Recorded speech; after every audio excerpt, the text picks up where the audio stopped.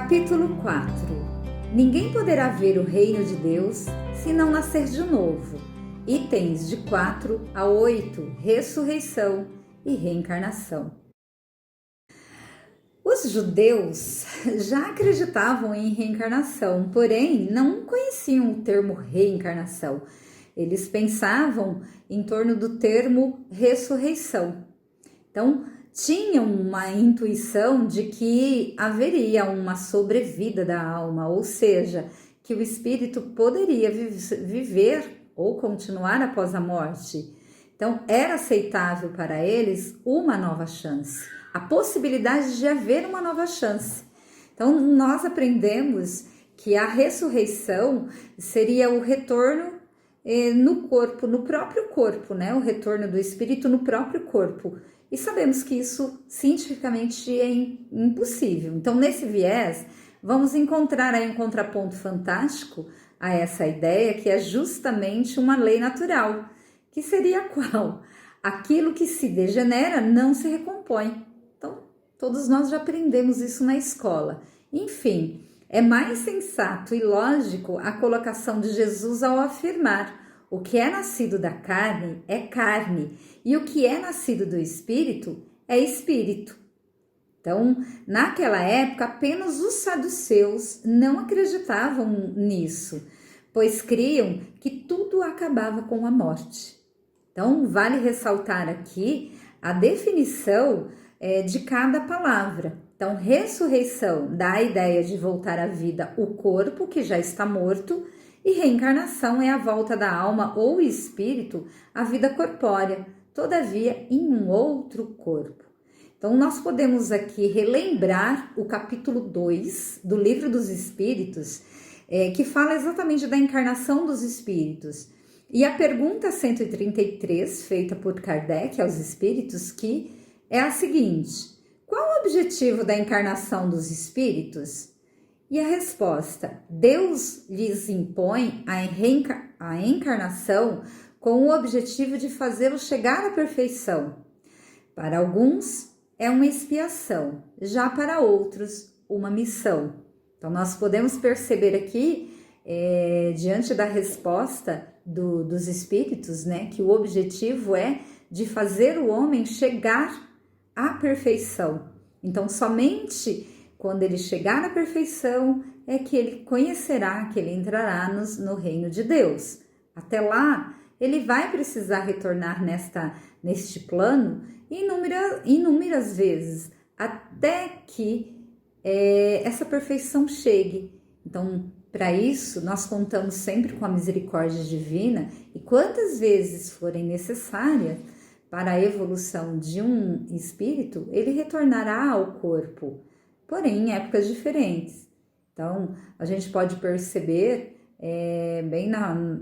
quando os discípulos indagam Jesus sobre a identidade de Elias, de João Batista, e eles tinham uma certa dificuldade de compreender o processo da reencarnação, e esse processo toda essa dificuldade nós vamos notar no item 5, quando Nicodemos vai ter com Jesus, um homem cujo capital cultural é bem vasto, um homem esclarecido, um homem das letras, né? Diferentemente da grande massa daquela época, que era composta por pessoas extremamente ignorantes, sem acesso à leitura, então, portanto, com muito mais dificuldades de compreensão do que quem era letrado, quem tinha um capital cultural mais vasto.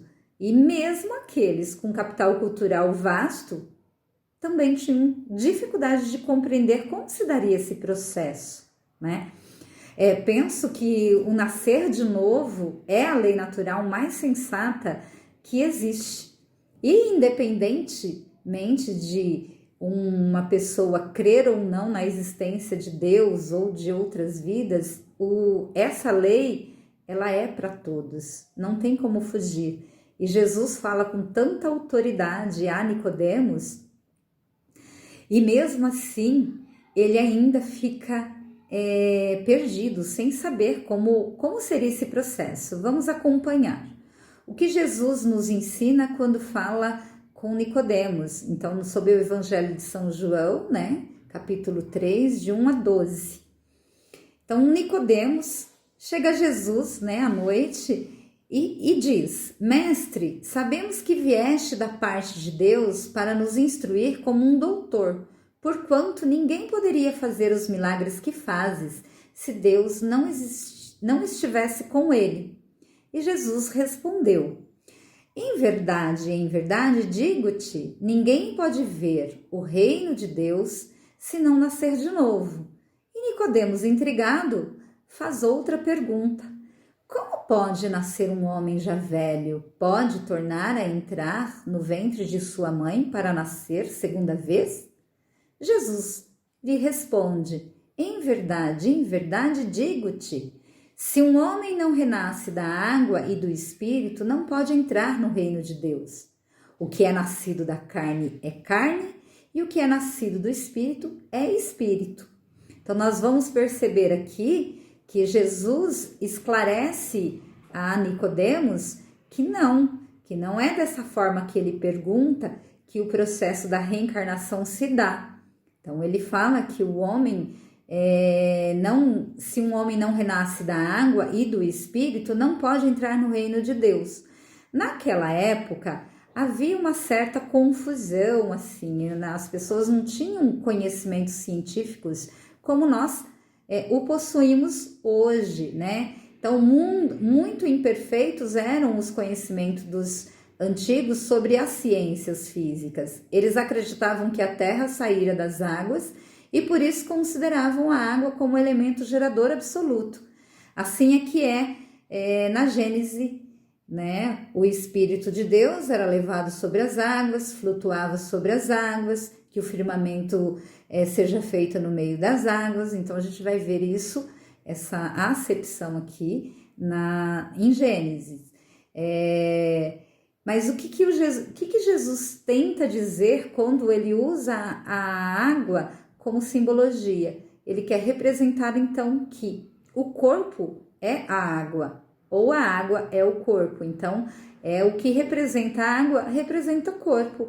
E o que representa o corpo? A matéria, né? Então, o espírito, para retornar em busca do progresso moral e intelectual, né, para chegar à perfeição, e somente com essa perfeição que ele verá o reino de Deus, sem ela não. Então, ele precisa retornar inúmeras vezes. Então, nessa parte aqui, nós vamos perceber o conceito de pluralidade das existências. Então, entende-se que, para concluir o progresso moral e intelectual, o espírito necessita de variados estágios no plano físico, né? O que justifica a pluralidade das existências. Então, é pela lei da reencarnação que o homem se aproxima de Deus, ao nascer de novo. Então, criam-se as condições de igualdade e de oportunidades para todos os espíritos, e dessa forma é possível compreender com clareza a citação de Jesus: ninguém pode ver o reino de Deus se não nascer de novo. Então, se fosse errônea essa crença, Jesus não houvera deixado de a combater como combateu tantas outras. Então, Jesus fala com autoridade aqui, e exatamente a gente pode perceber quando ele fala com Nicodemos, né, no item 5, não te admires de que eu te haja dito ser preciso que nasças de novo. Ou seja, acredita em mim, acredite no que eu digo, é verdade, né? Então, nós podemos perceber aqui que só é possível chegar à perfeição, retornando com a misericórdia de Deus, né? Retornando quantas vezes forem necessárias ao corpo físico. E buscando cada vez mais a autoavaliação, a reforma íntima, né, passo a passo. E eu deixo uma citação aqui de Kardec, que eu gosto muito, né? Encerro esse episódio com a frase, né? Nascer, morrer, renascer ainda e progredir sem cessar. Tal é a lei. Allan Kardec.